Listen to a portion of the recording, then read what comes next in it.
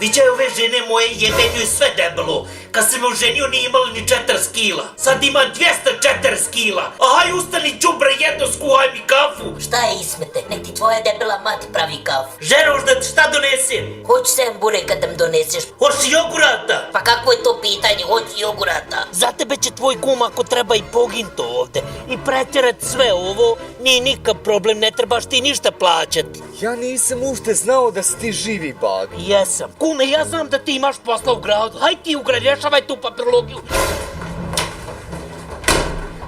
Šaci! Ismeta sam zametno. Hoćemo se mi mazit. I pazit. Joj!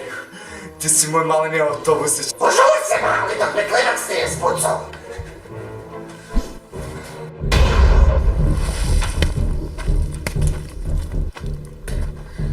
Majko moje, 12 sati ovoga kuma mog nema. Ne daj Bože da mi se ništa desilo. Kume! Nikad nije bilo lepše u životu. Pa jesi ti počeo više? Pa, ja sam završio.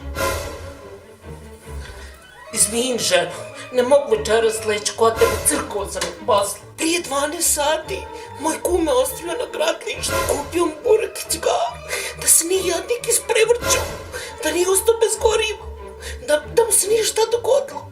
Joj, Bože, uništit ću naše kumstvo zbog ovog velikog autobusa. Jesi ti donio moje bureke? Dok naše kuma nema, ti samo gledaš šta bi trpalo u tu. Joj, debelu guzicu.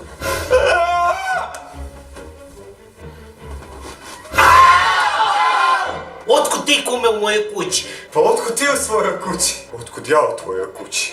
Dok ja tebi gore bušim rupe, ti bušiš ovu moju rupetinu. Sad ću vas ja polomiti, jebela! Sarmu maternu. Kume, nisam ja kriv, ona je mene silovala. Nakon 15 godina braka ti sa kumom izgubla nevinost. Ja budala čekam, jebem ti! Jebom ti sve moje, ako ne budeš sad izgubio nevinost, ko što je ova moja žena izgubla. Nisam znao da kuma ima... Volta! Jesno si mi jebao ženo, ja ću tebe jebat! Nešto si mi jebao ženu, sad mi je žao i što na Anu nisi jebao. Kume! Oprosti mi, kume! Poveći ću dnevnicu za 120 maraka! Ali ovo je jedina prilika da se ja ti pomirimo! Kume! Za 120 maraka nek si mi sve živo jebao! I mene da si pojebao, kume! Halalio bi ti! Dame i gospodo, Gračanice 9.12. Živinice 10.12. Omere pojasni vam. Lukavac 11.12. Očekujemo vas na promociji našeg filma Macola. Pozivam sve svoje fanove da dođu sa mobitelima, ali mobitelima koji imaju kamere. Da dođu i da se slikamo, da uživamo u filmu.